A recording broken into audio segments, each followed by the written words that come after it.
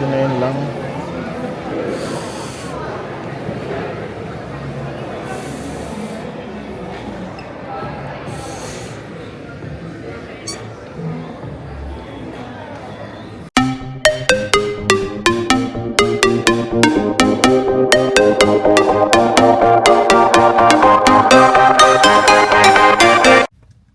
Alright mga ka-dreamers, pagkatapos po nating matend ng Sunday Mass, pupunta po tayo sa Botany Town Center. At may bibilhin lang po tayo or magkakanvas tayo ng convection oven. Yun po yung turbo, pang turbo. Namimiss ko na kasi kumain ng chicken turbo. So para maiba naman at magkaroon tayo ng alternative sa ating mga inuulam. Meron naman pong oven dun sa stove namin, kaya lang medyo challenging maglinis after na gumamit, kasi mas marami pong lilinisin after na let's say gamitin mo. So kaya naisipan ko na bumili ng convection oven. Yun po yung turbo sa atin. So nag-search na ako sa online, and may pupuntahan tayong isang shop dito sa Botany Town Center kung saan meron po silang ganong item na hinahanap ko. Let's go mga ka-dreamers! And Sunday po ngayon. Ayan, matagal po tayong hindi nakapag-vlog dahil nga sa abala tayo sa ating mga ginagawa. So dito tayo ngayon sa Flatbush. Katatapos lang po nating umatendang mass dito sa St. Luke Catholic Church, and hinintay ko na at least yung mga sasakyan ay makaalis na para hindi na tayo masyadong matraffic bago tayo lumabas. Alright, ito, palabas na po tayo dito sa parking. Ang panahon ngayon ay makulimlim and parang nagbabadya ng ulan. May nadaanan ako ditong napakagandang puno ng kahoy na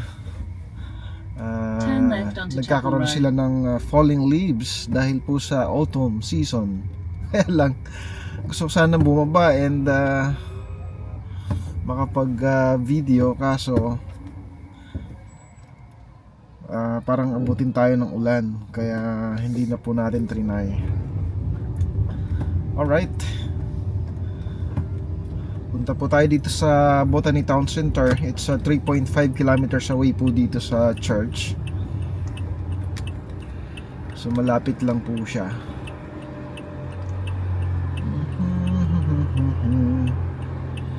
Ito, maraming sasakyan approaching sa ating kanan, kaya pagbigyan po muna natin. Eto, in about 3 kilometers, turn left into the car park. yan mga ka-dreamers. Woo! Ha! Huha, huha. 60 kilometers pala dito ang speed na, hindi na 50. Dati ano to eh,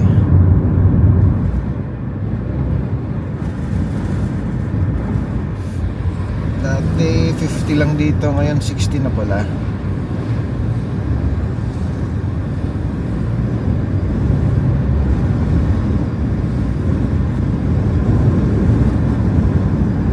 Alright, malapit lang po ito mga ka-dreamers, ang Botany Town Center. Medyo matagal tayong hindi nakapunta dito.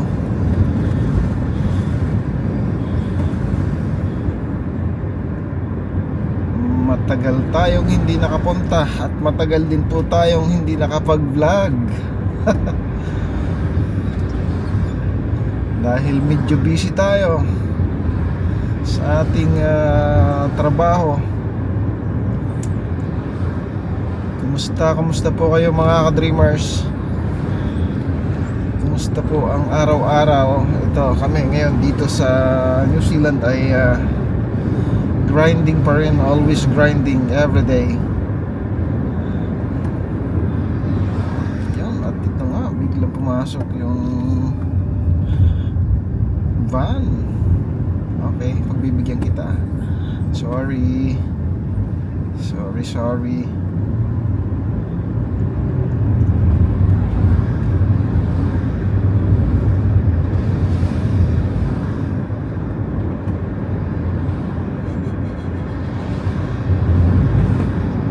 .7 kilometers na lang.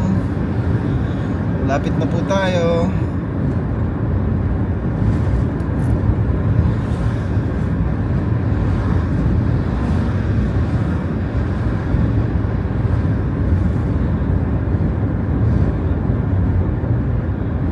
Okay.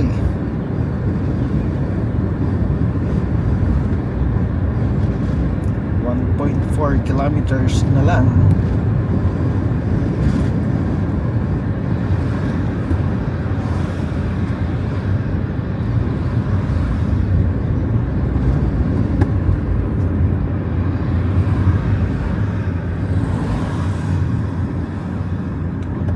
Kilometers.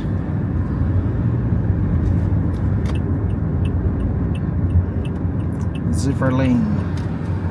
In 1 kilometer, turn left into the car park.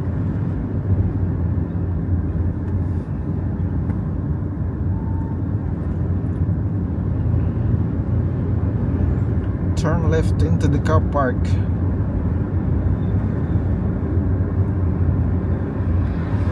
Umaambon-ambon po ang panahon ngayon dito, and hindi po nagpapakita si Haring Araw.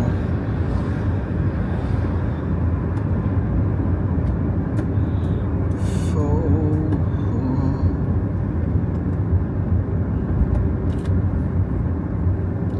600 meters.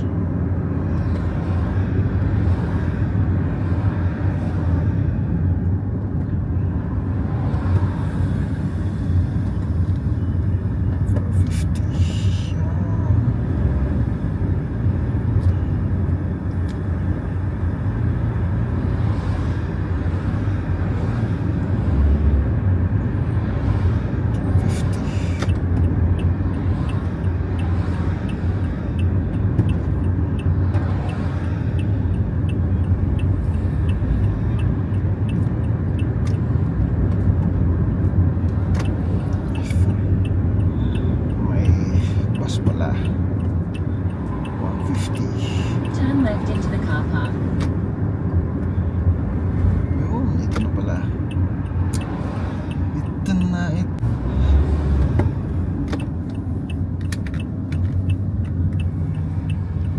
You've entered the car park for your destination.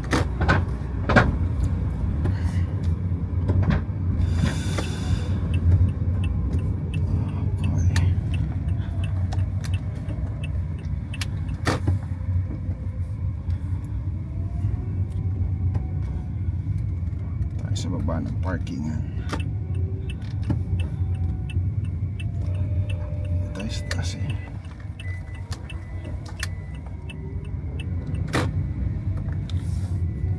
To the ground level.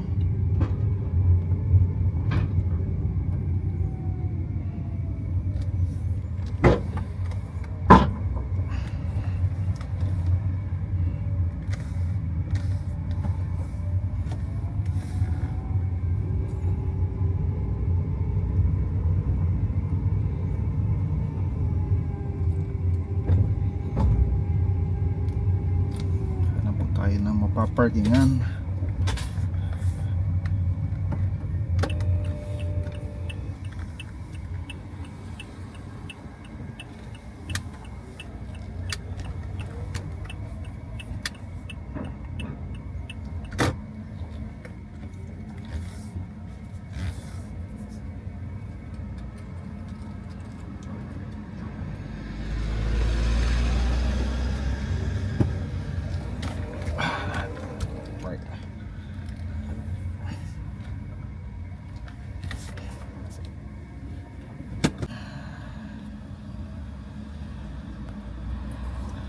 Alright mga ka-dreamers, dito na tayo.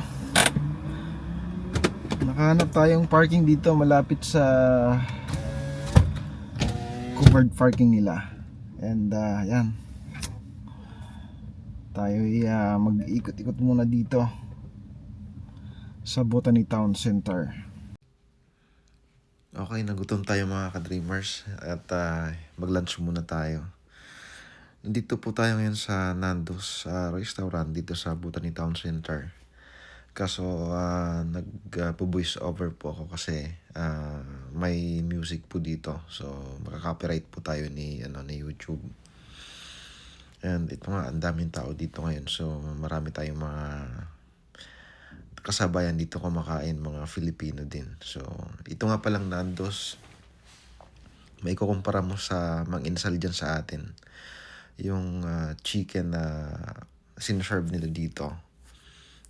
Parang mang-inasal ang halos malapit siya. Pero when it comes to mga condiments, magkaiba po sila. Dito po kasi ang condiments nila yung parang sauce na peri sauce. So may mga ganun, may mga spicy, medium spicy. And then meron ding yung parang mayonnaise lang, hindi siya spicy. So ayan, at ayan nga, naka-order na tayo dyan at hinintay na lang natin na serve sa atin yung in-order natin. Umorder tayo ng half na chicken na lechon, parang inasal siya. Then isang rice lang. So hindi naman tayo kumakain ng madami, kaya yun lang yung in-order natin. And yun, habang hinintay ko ngayong in-order natin ay nagbibideo-video tayo. So may mga katabi tayo dito, mga Filipino, kaso nahiya naman ako kasi kumakain sila. So parang nakakahiya na mag-approach kasi madidisturb mo yung pagkain nila. Yan, anyway, so habang hinintay natin ang pagkain na in-order natin, tayo ay nagbi-video-video. At ayan, at ito nga, dumating na yung in-order natin. Yan po yung half chicken po yan. Then merong yung rice na kulay dilaw. So hindi ko alam, kalimutan ko yung pangalan nito. Ano ba to, parang Mongolian rice or something. And dyan po yung in-order natin, isang rice lang tapos yung half na chicken. Kasi hindi naman tayo masyadong kumakain ng madami. So yung chicken okay lang naman kasi naman po yun, more on protein. So pero siguro some other time, try natin na umorder ng kanilang ibang menu. And nagustuhan ko po talaga ang lasa nitong Nando's. Salamat kay Bro Julio, siya yung unang nag-introduce sa akin nitong Nando's. Nung one time ay nagbanding kami ni Pinboy and then kay Bro Julius, kung saan sinama niya kami dito sa Botany Town Center para pumunta doon sa tawag dito yung night market. And then yun, kumain niya kami dito sa Nando's nung time na yun. And yan, habang in-enjoy natin yung pagkain ay medyo lang ako dito sa sa mga cutlery nila kasi ang wala po kasing kutsara eh. Lang ang nakita ko is tinidor lang at saka itong ang kutsilyo doon sa kanilang pinaka parang kitchen counter, kung saan ikaw nang self-service po kasi ikaw nang kukuha nung nung condiments mo, then kuha ng cutlery mo. So, yun lang nakita ko. Wala po akong nakitang kutsara. Kaya, medyo challenging po talaga yung pagkain. Dahil, di ba sa atin, sanay po tayo na yung pang-scoop po natin ng kanin ay kutsara. Which is dito po hindi. Dahil tinidor po yan. Medyo nahirapan po ako mag-scoop ng kanin dyan. Okay, and yan, habang kumakain. At yun nga po, habang kumakain tayo, try ko pa rin pong mag-video sa ating ginagawa. So medyo mahirap po, wala po tayong videographer. Ano pa po kasi tayo hindi pa big time na YouTuber or content creator. So talagang kumbaga one man all by ourselves lang, di ba? Okay, and yan nga po, habang tayo kumakain, so napakarami po nating mga rito, kababayan na kumakain din sa Nando's. So obviously talagang swak or nakuha ng Nando's yung panlasang Pinoy ng kanilang mga sinaserve dito na pagkain. So pero sa akin for now ay itong chicken lang ang in-order ko at saka Ito pong kanilang pinaka-yellow rice or ano ba 'to, Mongolian rice ba ang tawag dito. So, masarap po talaga, masarap yung kanilang kanilang food dito sa Nando's. At take note, ano rin po yung price hindi rin po siya gano'n ka-pricey compare sa mga fine dining na restaurant dito. Kasi katulad po nung order ko na ito, nagko-cost lang po siya ng mga I think $16.5. So, parang gano'n din lang po yung mga parang tawag dito, yung food court sa mga mall dito. So, gano'n din po yung yung presyuhan ng isang serving nila. Which is itong Nando's parang ang category niya parang siya fine dining na rin kasi may naka-separate siya sa pinaka-food court ng Botany Town Center. At yun nga po, pagkatapos natin kumain ay nag-CR lang po tayo dyan, and then paglabas natin, so yan, kumuha po tayo ng mga ilang video clips dito sa loob po nung Nando's. And kung makikita nyo po, parang maiko-compare ko sa yung Jerry's Grill dyan sa atin. Parang ganito po yung setup ng loob nitong Nando's restaurant ito. So, ayan, and tapos na po tayong kumain. So, palabas na po tayo dito sa ating kinainan na Nando's Kitchen. Ayan. So,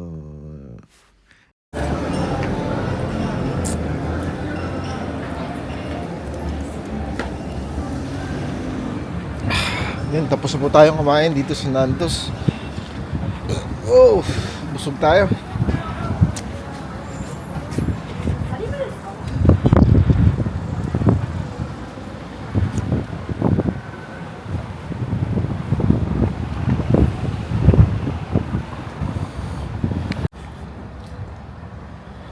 Dreamers.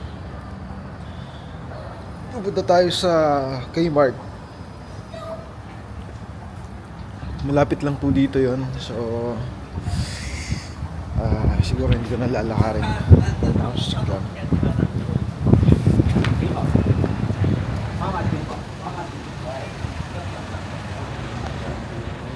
Ito po ang Botany Town Center. Sure.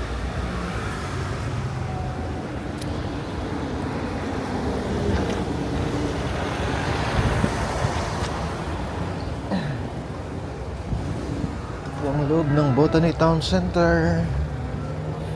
Papasok po muna tayo dito sa Botany Town Center. Punta tayo sa sakyan and pupunta tayo sa Kmart.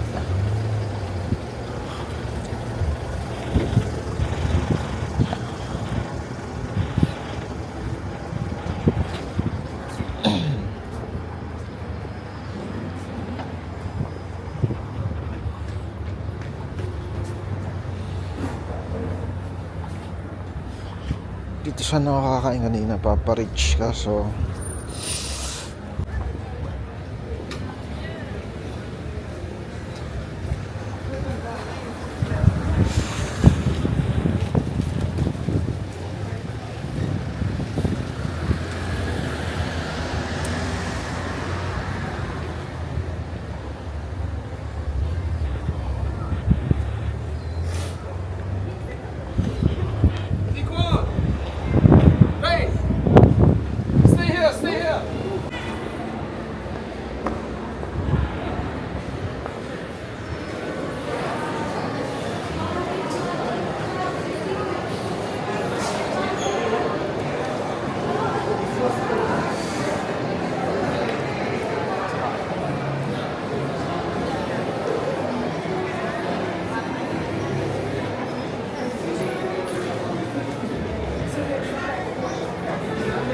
mura 29 lang.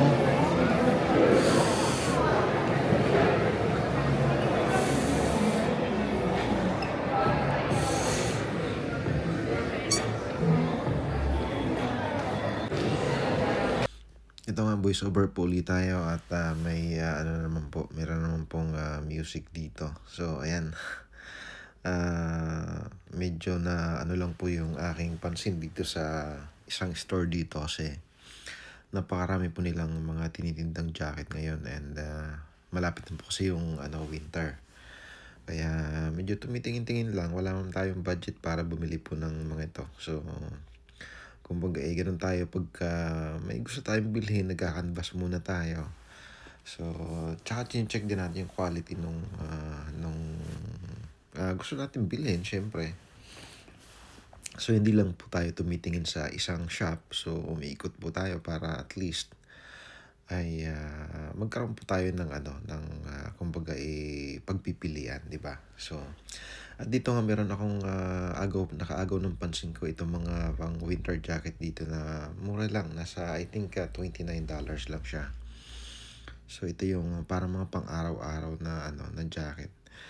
Meron kasi sa The Warehouse dito, parang terno na siya, isang parang winter pants. May katerno na siyang jacket na katulad po nito, pero parang $30 lang. Kaya lang trinay ko bumili last year ng ganon, nung nilabhang ko, po siya, naghihimulmul yung fabric niya sa loob. Kumbaga pagka sinabayan mo ng ibang tela, ayun, nagkakaroon ng parang himulmul doon sa ibang damit na isinabay mo. At ito nga, katapat po nito ay itong H&M. At trinay po nating pumasok dito sa H&M. Wala po silang sale, pero nag-ikot-ikot lang po tayo at tinignan natin yung mga price nila. So, kaya naman siguro bilhin, pero parang hindi practical na bibili ka ng ganito for winter.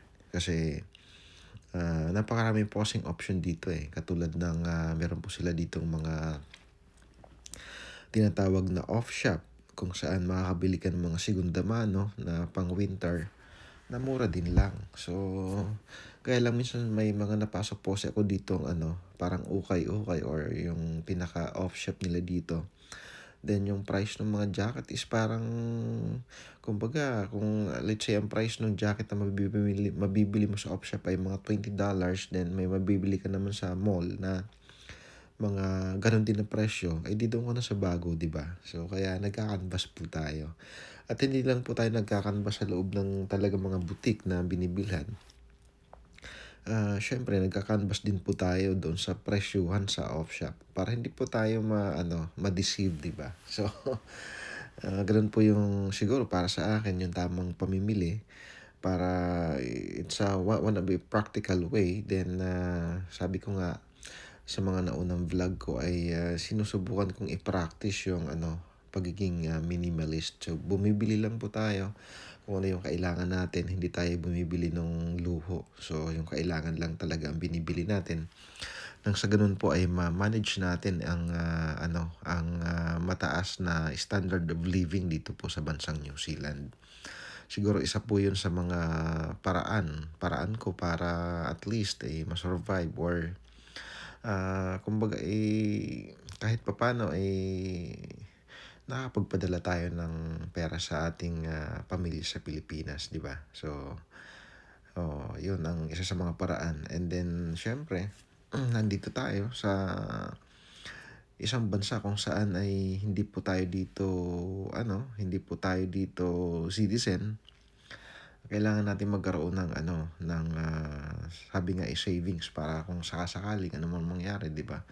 Hindi naman natin na pinapanalangin yung ganong mga untoward incidents na kung saan kailangan natin ng emergency fund. So, yan nga po, palabas na tayo dito sa H&M and binalikan natin yung corner, yung unang shop po na dinaanan natin. Kasi may krusnada akong jacket dito na leather jacket na medyo pricey yung presyo niya. Ang price niya siguro ay more than $100. So, kaya lang parang mag-iisip ka po talaga kung di ba? Kasi mahal nga. So, ito sa labas ay trinay kong mag-video dito sa pinaka-logo ng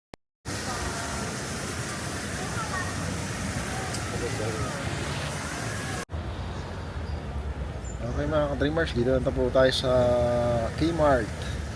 Alright, maghanap tayo ng convection oven dito, yung pang turbo. So nag-search up po ako sa online And according to online, meron ditong convection oven. So tingnan natin kung papasa sa ating hinahanap na requirements.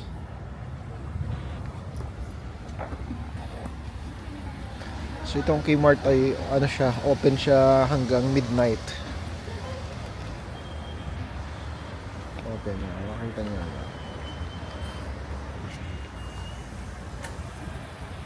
Yan o. Sabi dyan ay open until midnight.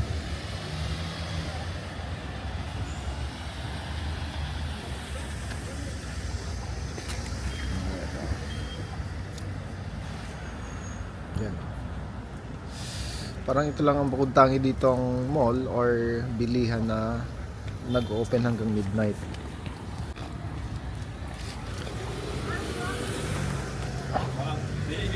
Pasok tayo. There she is. Ang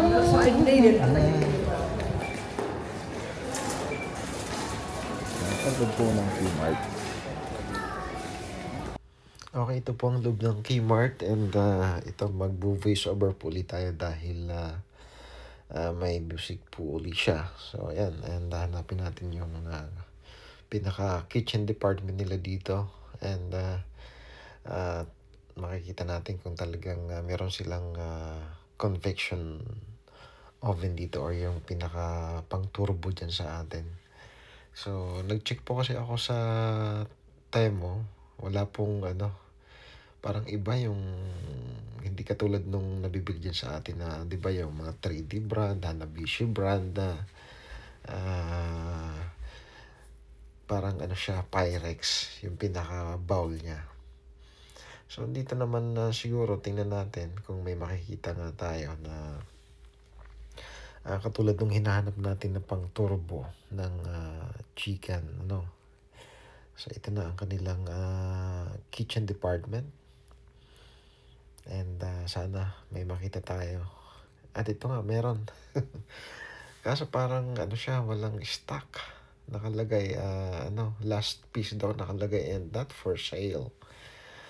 Ang bakit pa nila dinidisplay dito na not for sale naman pala, di ba? Yan po yung yung convection oven or yung pang turbo.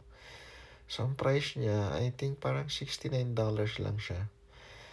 So kasi usually pagka ganito, yung stock nila nandito lang sa baba.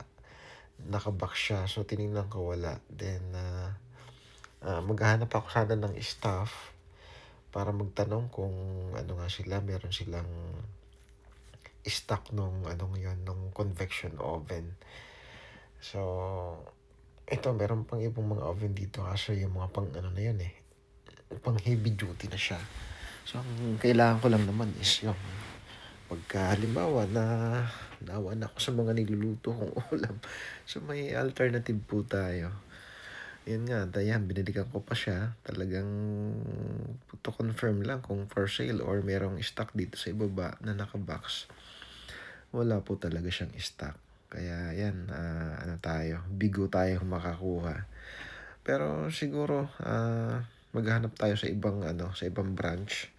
Marami naman pong branch itong Kmart dito sa Auckland. Ayan, at ayan, lumabas na tayo dyan. Ayan mga ka-dreamers, walang stock yung convection oven na hinahanap natin dito sa Kmart. So siguro hanap tayo sa ibang branch ng Kmart. Ang nabili ko, ito panlamig. So maganda naman yung niya, quality niya. I check. So maganda yung quality. Yan. Kasi paparating na po ang winter. So ang binili ko pwedeng gamitin sa trabaho and at the same time pwede rin pang lakad. So makulay siya para visible tayo. And bumili ako ng ito parang medical pillow siya kasi laging nananakit yung natin. Minsan yung shoulder or nagkaka-stiff neck tayo. So siya, cooling get top memory. Yan, memory foam pillow. So sana effective to. Okay, dito muna natin sa likod para malawag yung pagtatrive natin. Yan mga ka-dreamers, and pauwi na tayo. Uwi na tayo.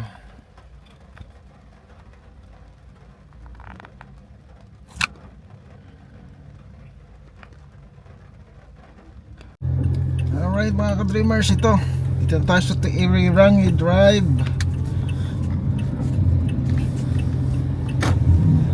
Stay in the right 2 lanes.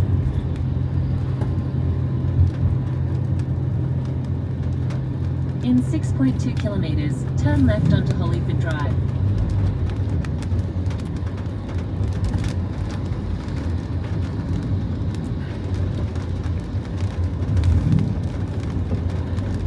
At medyo maulan. Huha.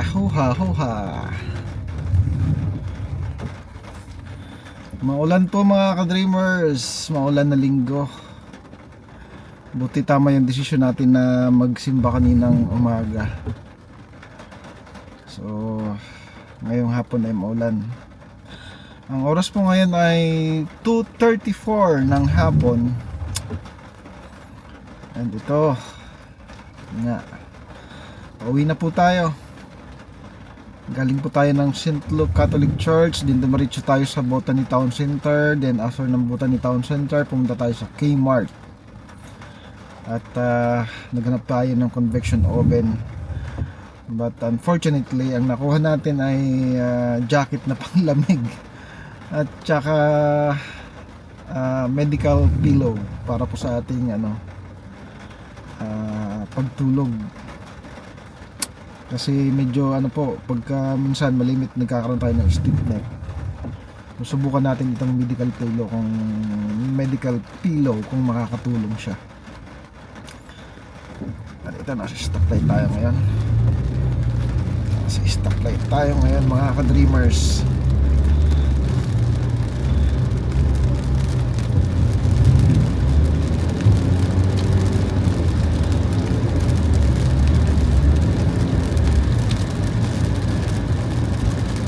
Tayo ngayon sa Rangi Drive.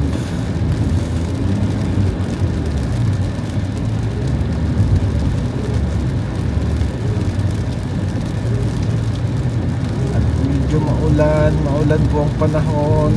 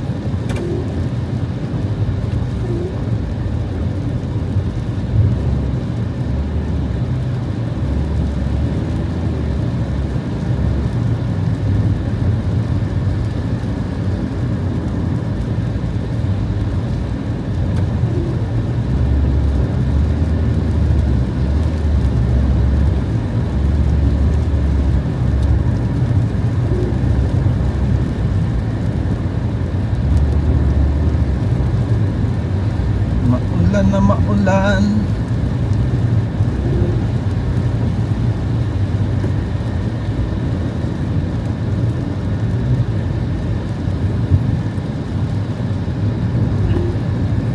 Hopefully bukas po hindi maulan dahil may pasok po tayo bukas. Pagka maulan, nako, yari na naman ang oras natin sa isang linggo. So kailangan po kasi at least maka 40 hours tayo in a week para ma-survive natin yung mga bayarin natin weekly. katulad po nung mortgage sa sasakyan, renta sa bahay, weekly po natin binabayaran yon, and then health insurance, car insurance. So yun po yung mga ano natin, weekly obligation. Kaya kinakailangan po ay huwag tayong bababa ng 40 hours in a week sa pagtatrabaho para po masustain lahat ng ating mga bills. Sustain po natin lahat ng ating bills ay kailangan 40 hours and a half ang ating naipapasok sa loob po ng isang linggo. Dahil kung hindi, kaya naman po, pero sabi nga pagka ganun po, break even po yun pagka less than 40 hours ang pasok natin sa loob ng isang linggo.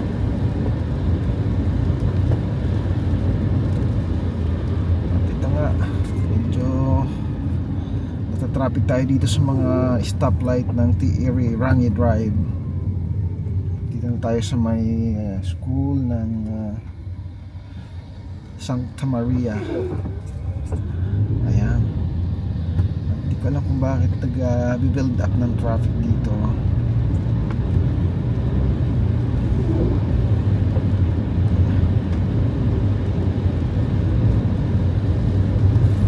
Gagala pa sana tayo bibisitahin natin yung park sana dyan sa may Botany na nakita natin kanina. Malapit dun po sa may tulay. Kaso ito nga umulan, so negative na po yun. Kailangan na lang natin umuwi para magpahinga at preserve ng energy para bukas sa trabaho na naman po mga ka-dreamers. At ito nga, medyo natatraffic tayo dito sa mga stoplight.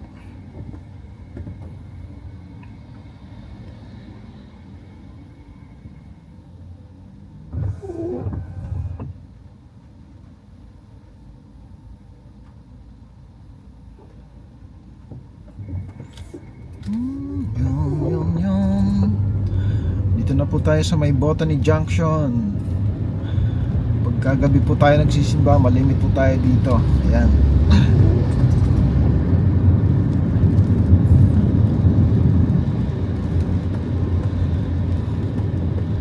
So ito, kaya pala ka-traffic kasi yung iba lumiliko dito. Lumiliko-liko sila kaya bumabagal yung takbo ng mga sasakyan. Ayun, ito na. Binago po kasi yung ano dito, speed limit. Before 60 lang, 60 km per hour lang yung speed limit dito, pero ngayon ginawa na pong 80. Then onwards dyan, pagkalagpas po dyan ng overpass, 60 na uli. So nagtataka ko kasi yung takbo ng mga sasakyan ay 50 kph lang. So parang it seems na mayroong build up ng traffic niya sa unahan.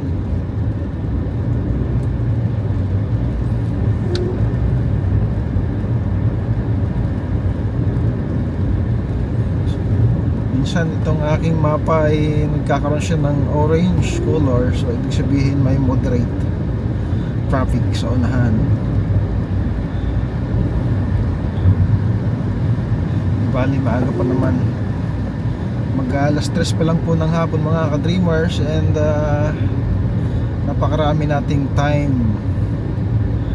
para maka-uwi tayo, so hindi natin kailangan magmadali. Kailangan po nating mag-ingat sa pagdadrive. Sundin po natin yung batas trapiko ng New Zealand, sa ganun ay safe po tayong makakauwi sa ating bahay. Okay, ito na, naka-green naman dito sa stoplight, kaya tuloy-tuloy lang po itong natin. At the next traffic lights, turn left. Alright, turn left na tayo next traffic light. Turn left tayo next traffic light.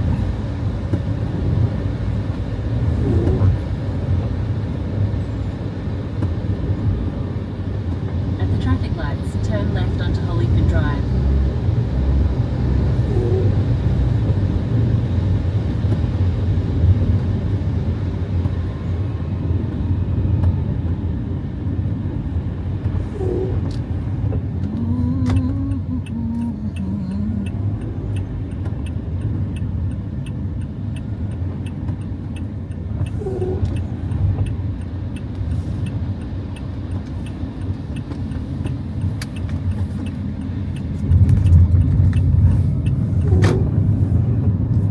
In 800 meters, turn right onto Ridout Road.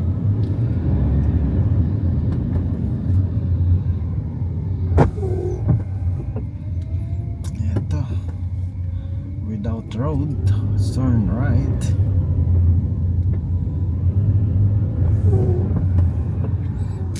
E-Power.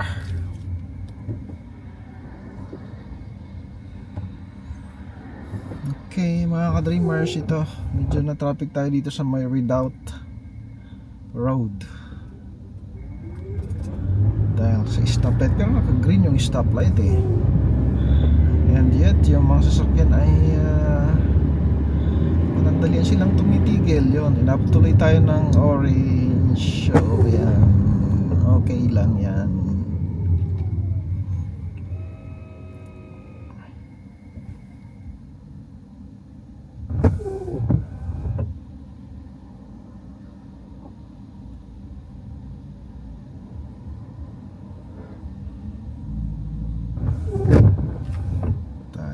Traffic na sa stoplight. Ayan.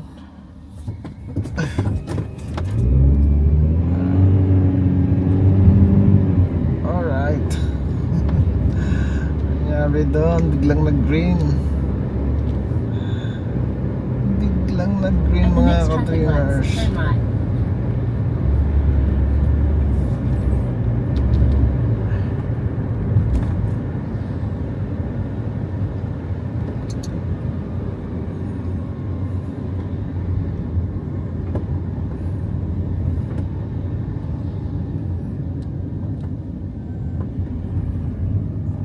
At the traffic lights, turn right onto Ridout Road. Okay, malapit na po tayo sa motorway. Ay, nako.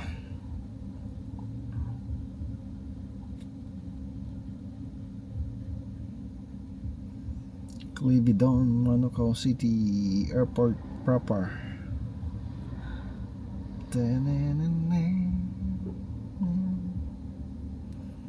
Medyo mahaba ang pila ng sasakyan dito.